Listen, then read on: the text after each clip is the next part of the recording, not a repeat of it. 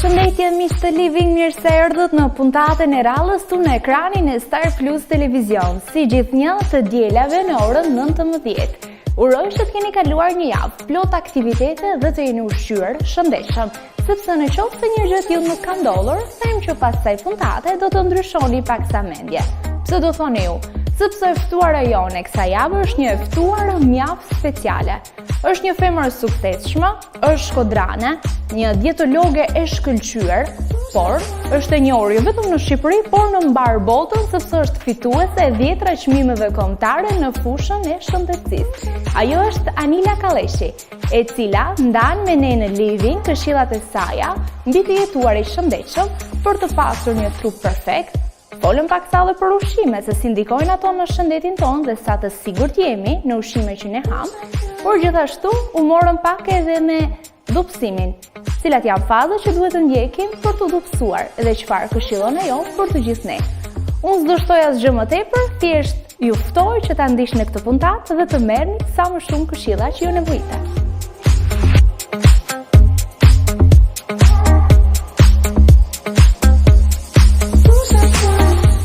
Rrethuar me suksese dhe medalje për punën e saj në shërbim të njerëzve, për t'i bërë të ndjen sa më mirë dhe bukur me veten e tyre, me pjesëmarrjen e shumë personaliteteve në mbar botën. Është emri i saj që përmendet duke bërë krenar një komp të tërë. Kjo është Anila Kalleshi, e cila ka kuriozuar të gjithë me aftësitë e saja në fushën e dietologjisë, duke marrë vëmendjen e shumë organizatave ndërkombëtare në fushën e shëndetit. Mund të thuhet se ka parë gjithë botën, duke marrë dhe shpërndarë dije dhe këshilla në lidhje me shëndetin. Fituese e 10 çmimeve të rëndësishme në mjekësi.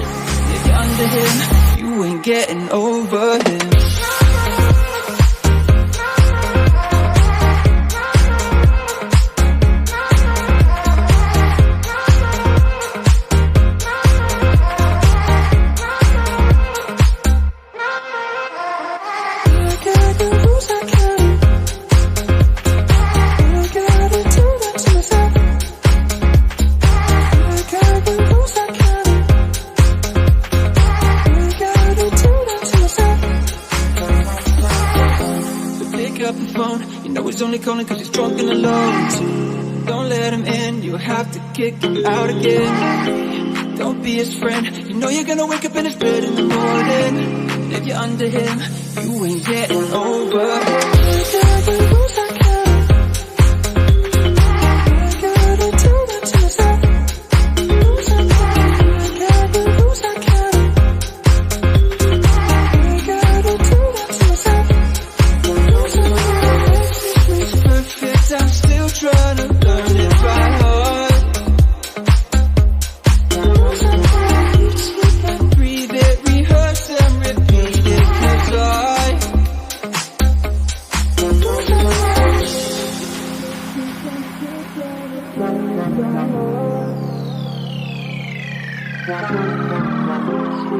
Breathe it, rehearse and repeat it, cause So pick up the phone, you know he's only calling cause he's drunk and alone. Don't let him in, you'll have to kick him out again. Don't be his friend, you know you're gonna wake up in his bed in the morning. If you're under him, you ain't getting over him.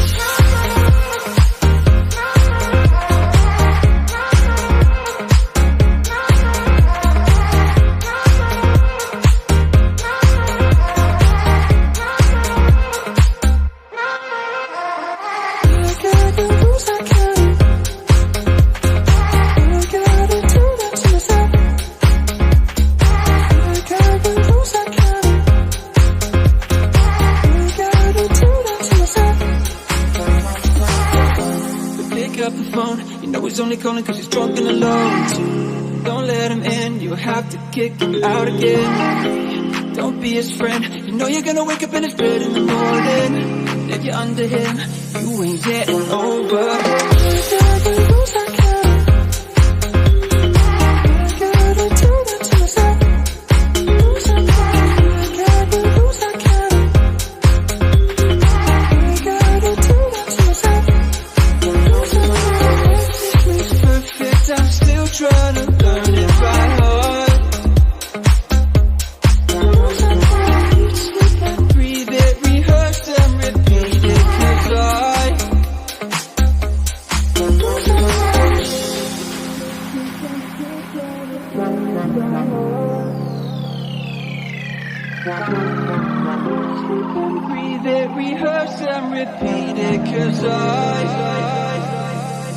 Pick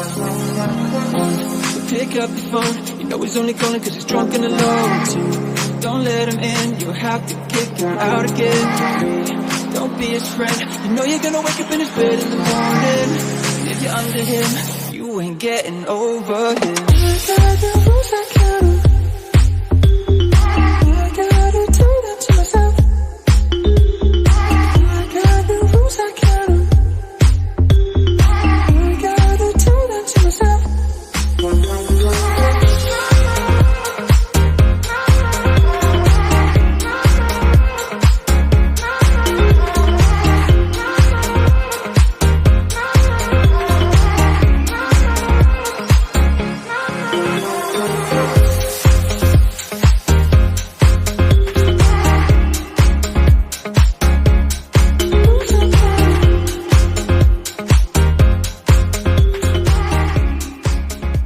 Anila ka 19 vite që merret me një aktivitet të tillë dhe puna e saj ka marrë frutet e veta.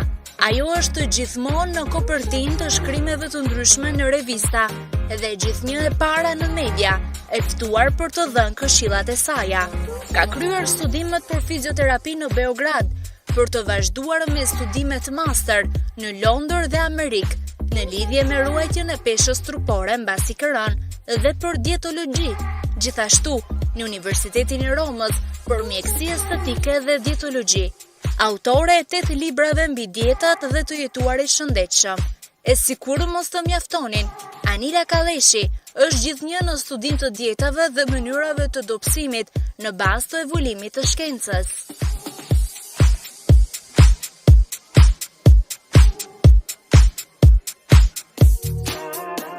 Krahas arritjeve, Anila Kalleshi transmeton kudo klasin dhe sharmin e një femre ploshie, gjithnjë e kuruar në detaj, duke u identifikuar si femra perfekte, një businesswoman e zonja, e më kryesorja, më e mira në fushën e saj të dietologjisë, duke kthyer pasionin e saj në punë. Mund të thuhet se ky mund të jetë çelësi i saj i suksesit. Preparing for one new. Can you bring the real in? Every time my heart gets to this, confusion I feel. Por suksesi dhe arritjet e saja e kanë një burim. E lindur dhe rritur në Shkodër, në një familje sportistësh.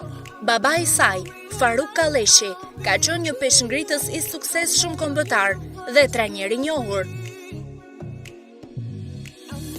Ndërsa e oma Liliana, një akrobate e sportiste mjaft e zonja. E edukuar me sportin dhe kujdesin ndaj trupit, Anila është nxitur më shumë që çdo gjë t'ia përçojë të tjerëve, të japë shembullin e edukatës së saj familjare, edhe familjeve të tjera shqiptare.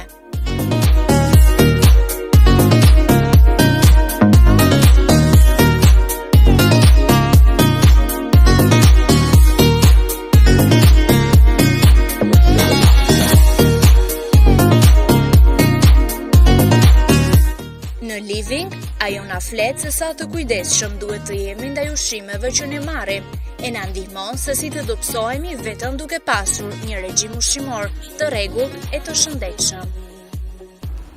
Përshëndetje Anila, faleminderit që pranove të ishe pjesë e Living. Është një kënaqësi për ne që të kemi pjesë kësaj puntate për të marrë nga ju ndoshta sa më shumë këshilla për të jetuar sa më mirë dhe sa më shëndetshëm. Faleminderit për ftesën. Sapo keni ardhur nga Franca, keni qenë në Cannes në fakt dhe keni ardhur në Shqipëri me 2 medalje, 2 vlerësime të rëndësishme në fushën e mjekësisë. A mund të na tregoni pak në lidhje me këtë event që u zhvillua atje? Në fakt, eventi që sapo u ktheva ishte një event shumë i rëndësishëm për jetën time profesionale kryesisht. Asambleja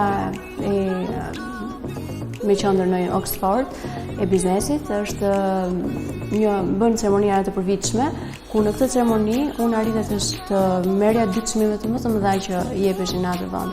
Ishte çmimi Sokrates, një çmim shumë i rëndësishëm, i cili promovon vlerat profesionale të personazheve më të njohur ndoshta në mbar botën, në botën e biznesit, dhe gjithashtu çmimi profesional tjetër për dietologjinë, çmimin Rose of Paracelsus, një çmim shumë i rëndësishëm, me kjo në fakt jepet nga një shoqat shumë e njohur në Bruksel, ku unë jam vlerësuar si prakticienja më e mirë, dietologja më e mirë në Europë. Uroj që të keni gjithnjë suksese tillë, se nuk janë të pakta në jetën tuaj deri në këtë momente, por doja të dija, në fakt gjithë që po na ndjekin në living duan të dinë sa më shumë këshilla nga ju. Por a mendoni se në Shqipëri njerëzit janë të ndërgjegjshëm që duhen të kenë një kujdes për trupin e tyre? Nuk po them vetëm para verës që ne jemi të ndërgjegjshëm që jemi më të ekspozuar etj, por të kenë një kujdes periodik gjatë gjithë vitit. Në fakt, Angela, deri para viteve 90, njerëzit kishin një stil jetese komplet ndryshe. U bën ca gabime nga vitet 90 deri në vitet 2000, do thoja, ku nga një fukarallik i madh në larmishmëri produktesh, kaluam në një larmishmëri të tepërt produkteve, ku njerëzit u lëshuan ndoshta pak rar mbi këto produkte, duke sjellë pasoja në organizëm, pasoja të dukshme që ishin mbi pesha, obeziteti. Pra, njerëz që kishin qenë në forma perfekte, por që gabimisht filluan të ndronin një stil jetese. Pra, filluan të konsumonin ushqime pafund, ushqime jo të kontrolluara, gjithashtu filluan të merrnin ndoshta sasi kalorish pa diskutim të tepërta, duke abuzuar ndoshta qoftë edhe me pijet energjike apo pijet me gaz që konsumonin, duke shtuar kësaj edhe jetën pasive që ata filluan të bënin. Kishin një jetë shumë aktive. Në shkolla, aktivitetet fizike ishin të jashtëzakonshme, gjithashtu mungesa e ashensoreve, telefonave ishte një tjetër ndihmës ndoshta shumë e madhe për ne, gjë që na solli këtë ndryshim të formave trupore. Por në këtë 10 vjeçar u bë si u bë. Pas këtyre 10 viteve kuptohet, kushtatet sensibilizuese ishin shumë të mëdha, ju vetë tashmë keni një emision living, gjithashtu dhe në stacione të tjera televizive janë mjaft emisione, duke filluar nga mëngjesi deri në darkë, të cilat sensibilizojnë në një farë mënyre popullsinë për të rikthyer një jetë, një stil jetese të shëndetshëm. Dhe në gjitha emisione sensibilizuese për njerëzit kanë filluar të dinë të përzgjedhin ndoshta në produkte, të dinë të kërkojnë pa dashur ndoshta të lija mënjan dhe probleme shëndetësore, të cilat pjesë e madhe e këtyre problemeve shëndetësore janë nga kequshqyrja, nga mbypesha dhe obeziteti. Dhe duke pasur këto problematika apo duke qenë në përballje me këto problematika, njerëzit kanë filluar të ndërgjegjësohen, duke qenë mjaft të përzgjedhur ndoshta në produktet ushqimore që ata konsumojnë, gjithashtu duke qenë të përzgjedhur dhe në stilin e jetesës që ata bëjnë. Pra në munduar, siç e shikoni, ishin haruar ndoshta dikur ecjet e shpejt shta në ajër të pastër. Unë sot në Sadi në Shkodër praktikisht nuk kam shumë luksin dhe fatin që të vi shumë shpesh, vi shumë radh, por dhe në ato momente kur unë kam ardhur, kam parë që shkodranët kanë filluar bëjnë atë gjëra të famshme, vrapën e mëngjesit, dhe shikoj një sensibilizim shumë të madh të njerëzve dhe më bëhet shumë qefi që kanë filluar të sensibilizohen dhe ndërgjegjësohen. Ushqimi është një tjetër bazë dhe ndoshta do të thoya është baza kryesore e një investimi të mirë në organizmin tonë, dhe duke ushqyer shëndetshëm natyrisht ne kemi bërë një investim fantastik në parandalimin e shumë sëmundjeve. Tashmë jetojmë në botën e globezitetit, por dhe në botën e sëmundjeve të tjera që po bëjnë kërdin ndoshta në popullsi, jo vetëm në Shqipëri, por në mbar botën. Ndoshta ne jemi vendi i fundit që po fillon ta ndjejmë në këto momente, dhe duke pasur këtë problematika shëndetësore ndoshta të njerëzve të shtuara në masë, duhet jemi të ndërgjegjësuar në mënyrë që të përballojmë apo të parandalojmë këto problema. Po në fakt, në krahasim femrat me meshkujt, kush janë më të ndërgjegjësuar? Femrat gjithmonë kanë marrëdhënien e tyre me pasqyrën. Gjithmonë dalin përpara pasqyrës dhe në momentin që kanë një fest, kanë një event, duan të bien në sy, të duken të bukura, fustani të ri mirë, mos të kenë forma të egzageruara, dhe në atë moment kujtohen për të rihumbur peshë. Ndërsa meshkujt në kontrast me femrat kanë një problematik tjetër. Në rastin kur ato i nënshtrojnë një problem shëndetësor, trëmbe, dhe është kjo ndoshta arsye që i bën pastaj të ndalojnë alkoolin, ndoshta të konsumojnë pak më pak ushqim, të nënshtrohen palestrave, të bëjnë aktivitet fizik, të fillojnë të mbajnë një regjim ushqimor. Ky është momenti për meshkujt, ndërsa momenti i femrave është momenti i përballjes me pasqyrën. Ne vendosim ndonjëherë që të mbajmë dieta. Gjithnjë themi të hënën do e fillojmë, por nuk e di se sa e fillojmë dietën. Duke qenë se vendosim mbajmë dieta, ndoshta ndalojmë konsumimin e ushqimi apo nuk ham një vakt caktuar, duke mos u konsultuar edhe me dietologun apo mjekun. Sa rrezikojmë ne në dieta që ne marrim dhe drejt cilës dietë më shumë ju i sugjeroni njerëzve? Në faqen time në Facebook më shkrua një herë, ishte një shkodran që më ka bërë shumë përshtypje, një djalë i vogël rreth 19-20 vjeç ndoshta, ku më shkruante për një dietë që ai mbante. Ai kishte humbur rreth 30 kg, por kishte bërë për 6 muaj, kishte konsumuar vetëm një gotë qumësht dhe një kokër molli jeshile. Kuptohet gjendja e tij shëndetësore ishte tmerrsisht e agravuar, mbasi do thoya që ishte ndoshta në momentet e fundit ndoshta të jetës së tij, sepse përveç se kishte humbur 30 kg nga pesha trupore, ai kishte kaluar në një sër patologjish të ndryshme, të cilat janë si shkaktar i kequshqyerjes që ai kishte përdorur. Dhe unë mendoj që një person nuk duhet të humbasë peshë në mënyrë drastike, në mënyrë të pakontrolluar, sepse pasojat do të ishin fatale për jetën. Një dietë, një regjim ushqimor dua të ndaj shumë atë termin ndoshta, dietë me regjim ushqimor. Unë mendoj që një regjim ushqimor i saktë, mirë balancuar në karbohidrate, proteina dhe yndyrna dhe vitamina dhe mineralet të cilat janë shumë të rëndësishme për të gjithë ne, natyrisht do të ishte përzgjedhja më ideale ndoshta për të gjithë. Çdo organizëm ka një natyrisht në sajt aktiviteti fizik që ndryshon tek të gjithë, po kështu dhe organizmi në vetvete është i ndryshëm nga organizmi dikujt tjetër. Dhe çdo dietë funksionon e njëjtë për të njëjtin person. Shumë shpesh shohim dieta çuditëbërse, humbet shumë kilogram, humbet brenda një kohe shumë të shkurtër, por këto gjëra nuk janë reale, në kuptimin që mund të funksionon tek një person, është e vërtetë që mund të funksionon tek një person, por tek një person tjetër mund shkaktojë deficiencë dhe problematike. Nëse do bëheshe një analizë trupore e cila do konsistonte në të gjithë parametrat trupor të domosdoshëm për njeriu, dhe do të zgjidheshë një program i mirë detajuar, i balancuar, duke pasur të gjithë makronutrientët dhe mikronutrientët, patjetër që problemi nuk do kishte ky person që do ta ndiqte këtë dietë. Dhe ajo çfarë do ishte më e mirë, një dietë e mirë balancuar duke mos haruar proteinat të cilat janë themeltare për ndërtimin e muskuleve, nuk do kishim një lëshuarje të trupit, një mungesë të tonalitetit. A ka ushqime të cilat të ndikojnë drejt për drejt në pjesë caktuara të trupit tonë? Jo, nuk ka. Nuk ka. Se për shembull, ndodh që ky ushqim më fryn shumë në barkë, ajo është tjetër gjë. Ajo është tjetër gjë. Elida, pyetjen që më bët ishte shumë e drejtë, sepse shumë kush përsëri në atë faqen e famshme time në Facebook, më shkruaj shumë shpesh që më thotë për shembull, kam pak masë djamore të krau. Çfarë ushqimi duhet konsumoj? Ose për shembull, kam dëgjuar që gingeri bën mrekullira. Unë kam pak faqe të shëndoshë. Si mund t'i heq faqet? Po të konsumoj gingerin, mund t'i heq faqet? Duhet kemi parasysh që format trupore janë të ndryshme dhe ne shkodranet në përgjithësi kemi probleme me kofshët e mbushura, vitet e mbushura, trupa ginoid, të cilat është ndoshta tipar dallues i një popullsie të caktuar.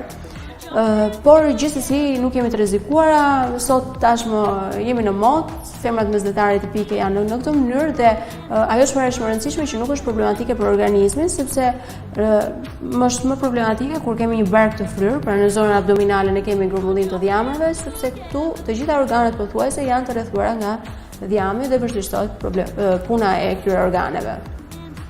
Por nuk ekziston akoma një produkt ushqimor i cili do bënte mrekullira apo çuditëra në një zonë të caktuar.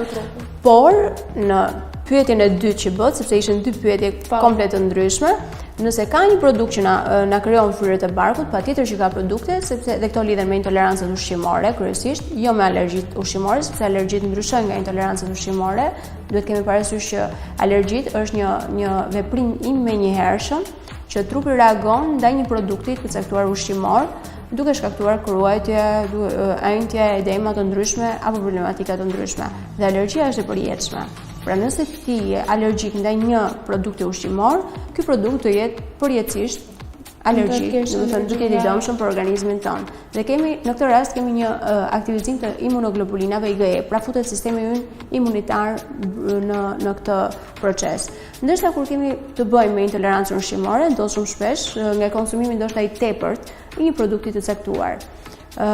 Një person për shkodrane, bëri një herë intolerancë ushqimore. Dhe në intolerancë ushqimore, në analizën e intolerancës ushqimore, i dolën 2 produkte të shkëlqyera, do thoja, për mua si dietologe, që janë për të konsumuar. Doli kiwi, doli dhe ananasi. Të dyja këto produkte janë produkte diuretike, janë produkte të cilat na ndihmojnë shumë për të mbajtur trupin në formë. Ananasi përmban bromelinën, e cila është një ndër faktorët kryesorë ndoshta që bën ndihmon në shkrirjen e djamrave. Kiwi gjithashtu është një diuretik shumë i mirë dhe na ndihmon për nxjerrjen e mbajtjes së lëngjeve në organizëm, gjithashtu edhe për një shitje shumë të mirë. Edhe të dyja këto produkte të kombinuara, lëngu i tyre duke konsumuar shumë shpesh këtë produkt, i kishte sjellë intolerancë ushqimore në trup.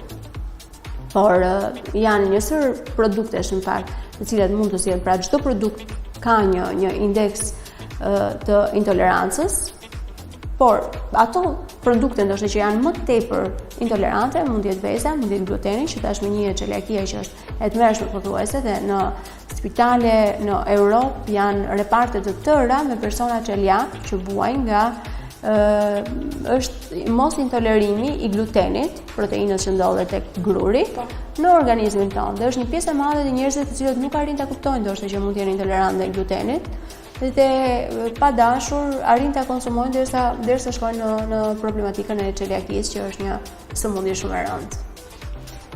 Duke qenë se jemi në stinën e vjeshtës, duhet të ndalesha pak, a duhet ta ndryshojmë ne mënyrën e të ushqyerit tani në vjeshtë, apo është një lloj sikur në stinet e tjera, nuk është se duhet bëjmë ndonjë ndryshim të madh? Një lloj si ndonjë stin tjetër. Do të thoya që çdo stin na sjell shportën e saj të ushqimeve. Kështu që unë preferoj që në çdo stin duhet të kemi një regjim ushqimor të ndryshëm me produkte të paktën. Nuk mund të konsumojmë tani sallatin shile ndoshta apo domaten, të cilat janë perime të cilat janë kryesisht të periudhës së verës, por ne kemi produkte të tjera të cilat janë shumë të mira. Në këtë periudhë për shembull lakrishtet i kemi shumë të mira. Mund të fusim legumet që janë shumë të mira, fasulet, thjeshtat, bishtajoret, që është pikërisht sezoni i tyre. Mund të marrim antioksidant pafund tek shega, e cila është në momentin e saj dhe shkodra mbahet për një prodhim fantastik të shegëve, boronica, mund të jenë kulumbria, janë njësër produktesh të cilat na ofrojnë antioksidant për të na ruajtur nga virozat e ndryshme që jemi në stinën e vjeshtës. Ndryshimi i temperaturave, njerëzit zhvishen, nuk arrin ta kuptojnë këtë ndryshimin e temperaturave, nuk arrin të ambientohet trupi i tyre me ta dhe virozat dhe problematikat me ftojet, me temperaturat janë prezente. Kështu që një rritje dhe një përmirësim i sistemit imunitar i mbushur në antioksidant, duke luftuar të radikalet e lira që shkaktojnë në organizëm në momentin e marrjes së elementeve jo të domosdoshme për trupin, do ishte një përzgjedhje ideale. Kështu që edhe shtatori ka tetori, nëntori, pra vjeshta ka prodhimet e veta dhe duket sikur ne në vjesht ndoshta jemi edhe duke pritur dimrin, sikur shtojmë pak më shumë kile. A mos është që sikur bijem në plagështi pak tani në vjesht, apo janë ushqimet?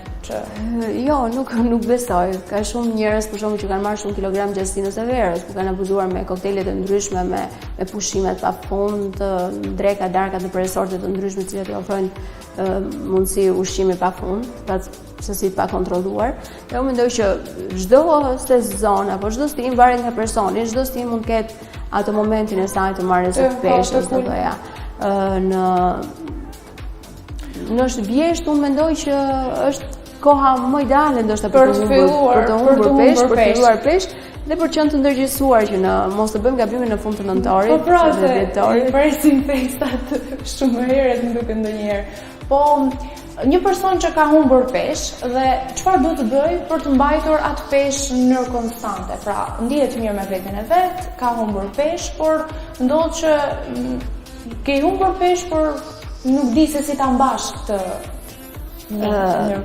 fillimisht do doja të dija mënyrën se si ai personi ka humbur peshë. Nëse një person ka humbur peshë në mënyrë të shëndetshme, natyrisht të humbasësh peshë nuk është e lehtë. Kështu që ai person që e ka humbur në mënyrë të shëndetshme, pra duke bërë një aktivitet fizik, duke ngrënë, duke konsumuar ushqime të shëndetshme, duke qenë i kontrolluar ndoshta në mos abuzimet me alkoolin, me yndyrnat, me ëmbëlsirat, me ushqimet e procesuara, ky person nuk e ka problem për ta ruajtur peshën. Nëse një person ka bërë një dietë drastike, pra ka konsumuar një dietë ndoshta me shumë pak kalori, efekti i ditave njihet shumë mirë, kështu që ai person do ta rimarrë peshën. Stili i jetesës është shumë i rëndësishëm për gjithë. Nëse një person është inaktiv, pra bën një jetë pasive, një jetë pothuajse më shumë pjesë më të madhe të ditës e kalon ndënjur pa pasur një aktivitet fizik, kuptoj që ky person ka predispozitën për të marrë peshë të tepër në momentin që do filloj të rrisi shumë pak kalori. Për të marrë 1 kilogram peshë trupore duhen 3500 kalori. Për të humbur ato duhen 7000. Kështu që shumë e vështirë. Shumë e vështirë. Po ju përmendë pak më parë edhe frutat. Na është thënë gjithnjë që ha fruta se merr vitamina, janë shumë të mira, por deri në çfarë mase duhet të konsumojmë fruta, sepse çdo gjë ka atë masën e vet, nuk mund të ham me tepëri. Na është thënë që hani sa më shumë fruta, sepse vinim nga një mentalitet ndoshta që duhet të ushqeshim për të mbushur barkun dhe konsumoni më shumë ushqim ndoshta për të mbushur barkun. Më pas u tha që duhet në konsumuar fruta, dhe është vërtet që duhet konsumuar fruta, por jo më shumë se 3 kokra në ditë. Ndoshta larmishmëria e madhe, ne jemi mësuar, jemi edhe popull bujar, edhe popull që jemi mësuar të konsumojmë, mos të rinj t'i numërojmë ndoshta me kokra, por t'i konsumojmë produktet. Edhe këtu kemi abuzim të frutave, sepse edhe frutat në momentin që konsumohen me tepëric, ai sheqer direkt konvertohet në glukozë në organizëm, duke u shndruar në dhjam më pas. Kështu që unë mendoj se 3 fruta të ndryshëm, jo më të mëdhenj sa një grusht i mbyllur, do të ishte mjaftueshëm për gjithë ne. A ndryshon kur ne marrim frutin të freskët apo kur e shtryllim? A ndryshon në marrjen e vitaminave? Patjetër që ndryshon. Nëse ne marrim një frut të shtrydhur, natyrisht nuk është se kemi marrë një vlerë të madhe ushqyese, sepse në një gotë, për të përksuar një gotë lëng frutash, ne duhet të shtrydhim 2 ose 3 kokra. Gjë që është sasia e komplet ditës që ne duhet të marrim fruta. Përveç asaj, ne marrim sasi sheqerit të tepërt dhe nuk marrim fibra, ajo çfarë është më e rëndësishme, sepse gjatë procesit të shtrydhjes së frutave, fibrat mungojnë. Nëse do përdorim ndoshta në smoothie, ndoshta do ishte më e mirë, sepse kemi mundësi për të përdorur fruta të ndryshme, copa frutash të ndryshme dhe tulli apo ato fibrat që ne na duhen për të konsumuar, i kemi të paprishur. Gjithashtu duhet ndalim edhe një produkt tjetër që ne konsumojmë pothuajse gjatë gjithë ditës, siç është kafeja. Për disa persona, disa e preferojnë shumë dhe e pinë jashtë mase kafen, disa të tjerë ndoshta më pak sepse thonë jo më bën dëm etj. Si mund të përkthehet kjo? Sa e dëmshme apo e dobishme është kafeja në jetën tonë? Unë personalisht nuk jam dashamirëse e kafes, nuk e kam konsumuar kurrë dhe nuk besoj se do konsumoj. Jo për arsye sepse kafeja është e dëmshme, absolutisht jo, nuk mund ta them këtë gjë. Sepse një kafe deri në 2 kafe në ditë mund të jenë e këshilluara shumë mirë për të gjithë, për përmban antioksidant pafund, por gjithmonë me karar. Nëse do konsumojmë më tepër se 2 kafe në ditë, kuptohet që i bëjmë një dëm organizmit. Ashtu siç bën shumë mirë në sistemin mendor, në përqendrimin tonë, në dhënien e energji në një farë mënyre, nëse konsumojmë 1 deri në 2 kafe në ditë, ashtu mund t'i bëjmë ekstremisht dëm sistemit tonë kardiovaskular, po kështu dhe mendjes, po kështu dhe të gjithë organizmit tonë, nëse do konsumojmë më tepër kafe. Kështu që mendoj që të gjithë ata që mendojnë se konsumimi sa më shumë kafeve të bën mirë sepse të jep energji, është i gabuar. Krahasimi me atë personin që ka hipur mbaj kalit, nuk e di nëse e keni dëgjuar. Për kafen është që një person i hipur mbaj kalit dhe kërkon të eci, të vrapoj. Kali në një ecën dhe në një vend fillon lodhet. Personi ka një kamzhik, e godet me kamzhik kalin dhe kali nga dhimbja që ka vazhdon ecën. Më pas ai vazhdon ta godasi deri në momentin kur kali nuk mundet më dhe lëshohet për tokë. Kështu është edhe puna e kafes. Domethënë kafeja na rizgjon energjitë tona. Por në rastin kur ne konsumojmë 3, 4, 5, 6, ato energji nuk ka më fuqi në fakt që ti rizgjojnë, sepse nuk ka çfarë të rizgjoj. Pra 2-3 kafe në ditë është 1 deri në 2 kafe do të 1 deri në 2 kafe është normale. Kaq nuk duhet ta i kalojmë. Po në konsumimin e bukës, sa duhet jetë masa që ne duhet marrim në ditë?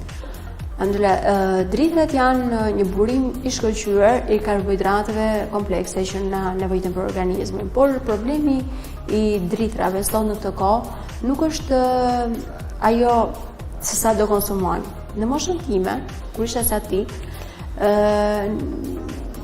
po të them që mund të konsumoj edhe gjysmë buke në ditë. Por buka ishte një buke zeze vërtet, ishte me dritra të plota, pra jo e procesuar, dhe shumë e mirë. Të jepte energji, të ngopte, kishte një indeks glikemik të ulët, domethënë nuk është se kishe, në momentin që ti e konsumoje të kishe një rritje të menjëhershme të sheqerit. Pra, ishte një bukë e cila kishte vërtet vlera të shkëlqyera. Ndërsa sot Sot në shumicën e furave të bukës përdoren miell sintetik. Që do thotë, ne konsumojmë një bukë që është ekstremisht e dëmshme.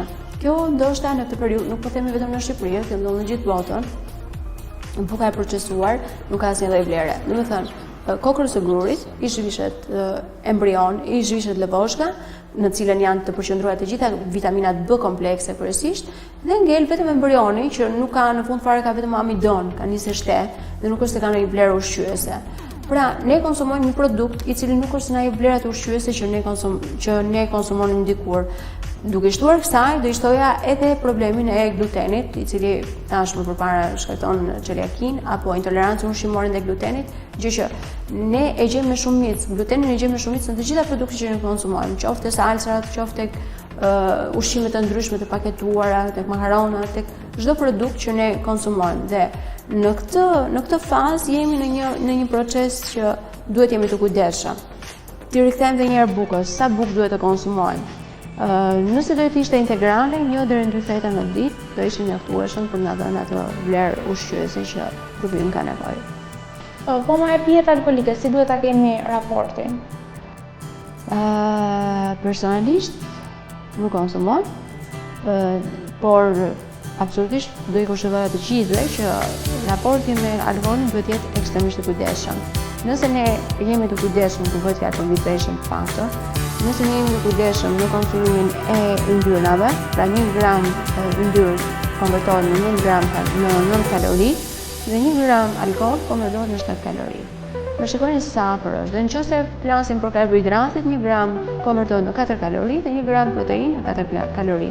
Pra, ne mund të konsumojmë një copë mish pa problem, krahasuar me një gotë të vogël alkooli, i cili nuk shkakton problem. Pa llogaritur pastaj të tjetrën që njerëz sapo konsumohet alkooli depërton direkt në atomat e gjatë dhe i shkakton problem. Ju keni një qendër tuaj dopsimi këtu në qytet. A mund ta tregoni se nëse dikush dëshiron të drejtohet tek ju për të dopsuar, cilat janë fazat që ju ndiqni, që personi të arrijë edhe rezultatin e dëshiruar? Fillimisht në momentin e parë unë bëj një anamnezë. Anamneza ka të bëjë me njohjen e shkaktarëve që personi ka marrë një peshë. Jo gjithmonë flasim për vipeshë, se ndoshta duhet të kemi parasysh që nga keq ushqyera ne kemi një kategori shumë të madhe dhe tek personat me peshë. Anoreksik dhe bulimik, është që janë dhe ato me peshë dhe obez. Bëjnë një anamnezë për të parë shkaktarët që kanë sjellë të problematik në organizëm. Domethënë, shikohet nëse kemi person mbi peshë apo obez, domethënë shikohet nëse ka një trashëgimi gjenetike, nëse ka një problem, një faktor tjetër që mund të konsumimi ndoshta për një periudhë të gjatë të kortizonikëve, mund të jetë marrja kontraceptive që mund të jetë një tjetër shkaktar, mund të jetë ndoshta një problem shëndetësor që mund të jetë tiroidia, një mos tretje e mirë ushqimi. Pra mund të jetë një sër faktorësh, të cilët mund të ketë bërë shtimin peshë ose një keq ushqyerje që mund të ketë qenë një sasi e tepërt e konsumimit të ushqimeve, apo e konsumimit të alkoolit, apo produkte të tjera që nuk shkojnë peshë nëse nuk janë të kontrolluara. Dhe pas anamneze bëhet një analizë trupore. Mund të jetë varianti tjetër që mund bëhet analiza intolerancës ushqimore, që konsekvencësisht ndoshta ushqimi i cili mund të ketë qenë shkaktar kryesor për shtimin e peshë, në rast se bëhet intolerancë ushqimore bëhet analiza trupore që konsiston në marrjen e parametrave trupor. Mazë gjamori, dritje skeletore, metabolizmi, muskujt dhe gjithçka në organizëm. Edhe në bazë të kësaj, përpilohet në rregullim ushqimor i personalizuar, i cili do të konsistonte në për të gjithë ne është shumë e rëndësishme që ne të humbasim peshë trupore por jo masë muskulare. Pra nuk do na interesonte që do nisim 30 kg do të kishim një trup të lëshuar, por më mirë do të humbisim pak nga pak duke e ruajtur në vazhdimsi masën tonë muskulare. Dhe nuk të persona që nuk kemi intensionin të rikë trup, mbajtje lëngjësh në trup. Ne kemi që të përdorim ushqime të cilat do ndihmonin për nxjerrjen jashtë të këtyre lëngjëve në mos mbajtjen nga organizmi të këtyre lëngjëve në organizëm. Pra janë njësër analiza që bëhen përpara hapash në botë, të cilat do na çonin në një bërje e një protokolli të saktë për personin, individin që inicion terapi. Më pas kalon në procedurat e trajtimit, ku një trajtim gjatë 3 orë, duke u bërë 5 procese, bëhet dopsing, modelim, drenim, tonifikim dhe detoksikim. Rënia e zhësans shkon 1 kg i gjysmë. Patjetër që e di që do më pyesësh nëse do ishte e dëmshme apo jo të mbasësh 1 kg apo 1 kg i gjysmë brenda një seance. Nëse flasim për një regjim ushqimor, rënia nuk duhet ishte më shumë se 4 kg në muaj. Ndërsa nëse flasim për një trajtim me aparatura, ku ato ndikojnë drejt për drejt në shkrirjen e djamrave, është diçka normale. Është e dëmshme. Bëhet procesi i dytë, është procesi i modelimit, çdo kush ka nevoja të veçanta, ka trupa ginoid, ka dhe trupa android. Trupat android janë ato që kanë shpatullat e gjëra gjysmë të madhe, barkun e fryr dhe në zonën e njëve të fryra dhe me këmbë të holla, ndërsa trupat ginoid janë ata që kanë kofshët e mbushura dhe vithet e mbushura dhe lart janë më të imta. Te këta dy lloj trupash kuptohet punohen me programe të ndryshme, protokolle të ndryshme, të cilat do funksiononin saktësisht për të humbur peshë në atë zonë ku është e djamosur. Më pas drenimi. Shumë shpesh kemi akumulimet të lëngjëve në trup dhe drenimi do ishte një ndër ndihmesa më e madhe ndoshta për të bërë nxjerrjen e lëngjëve jashtë, duke drenuar limfën. Tonifikimi është një tjetër procedurë shumë e rëndësishme, pra në çdo seancë menjëherë sapo ti humbet 1 kg i gjysmë, i nështrohesh tonifikimin në mënyrë që trupi mos lëshohet, të qullet, të zbutet.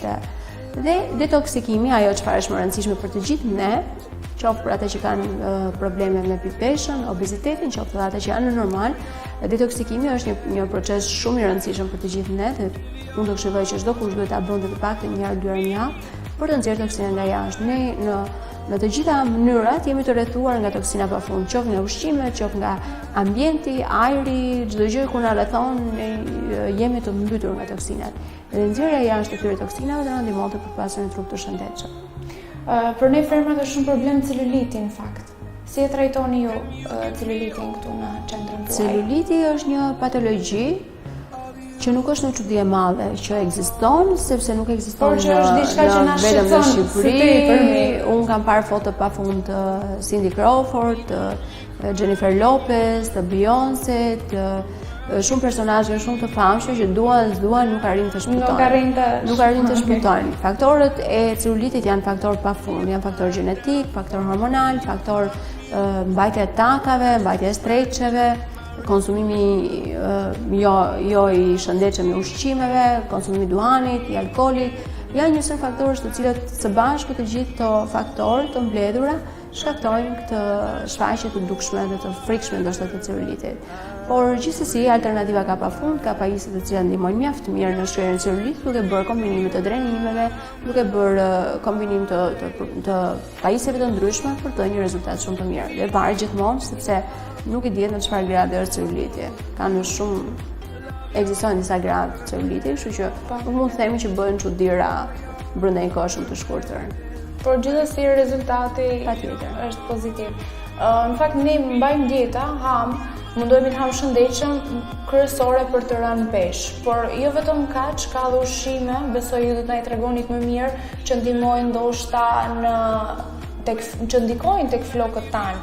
Ndoshta ndikojnë mosrënien e flokëve, apo që të kemi flokë të shëndetshëm, apo lëkurë të shëndetshme. Jam interesuar të di në fakt si duhet kujdesemi nga ana e ushqimeve, pra nga regjimi ushqimor, që të kemi flokë të shëndetshëm, lëkurën e shëndetshme.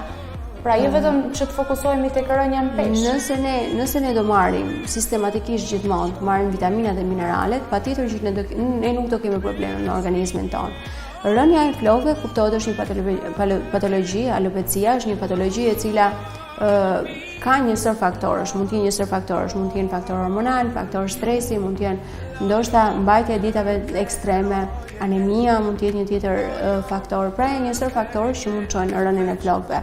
Por gjithsesi një ndoshta rimbushje apo një mbajtje shumë e mirë e trupit në një kujdes shumë të madh, duke u bombarduar ndoshta me vitamina dhe mineralet të cilat janë shumë të rëndësishme dhe kryesisht për flokët janë vitaminat B kompleks, do ishte një përzgjedhje shumë e mirë. Gjithashtu vitamina D, mungesa e vitaminës D, deficienca e saj çon në humbjen e flokëve.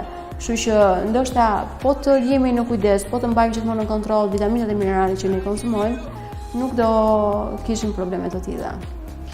Anila, faleminderit që ishe pjesë e Living dhe besoj që për gjithë teleshikuesit që na ndoqën deri në këtë moment, na dhe këshilla mjaft të vlefshme për të jetuarit shëndetshëm. Unë të uroj shumë suksese në jetën tuaj dhe të kesh sa më shumë medalje dhe trofe. Ju falenderoj dhe unë, ishte kënaqësi. Faleminderit. Anila Kalleshi ishte ftuara kësaj javë në Living dhe me gatishmërinë e saj ndau me ne këshillat për dieta të shëndetshme. Dhe unë me duhe mos nesër do e filloj dietën, se s'bën që të dukem sa më mirë dhe sa më bukur. Por nuk mjaftoj vetëm dietat, sepse në Living është edhe videografer i Living i cili me punën e tij të shkëlqyer bën që çdo puntatë dali sa më bukur në ekranin e Star Plus televizion që edhe ju t'ju pëlqej. Gjithashtu duhet të them me modesti që kam bërë 2 bashkëpunime të mrekullueshme, sepse tek Nauer Mall butik që gjendet përballë katedrales së qytetit të Shkodrës, unë marr veshjet dhe kombinimet më të bukura që çdo puntatë dali shik dhe me ngjyra. Gjithashtu tek Salon Beautiful Lily që gjendet tek Teatri Migjeni, tek Pallati me Hark, unë shkoj dhe dal gjithnjë kënaqur me flokët dhe make-upin. S'më mbetet asgjë tjetër të them, vetë se t'ju falenderoj që ishit me ne edhe këtë puntatë dhe bashkë shihemi në puntatën e ardhshme.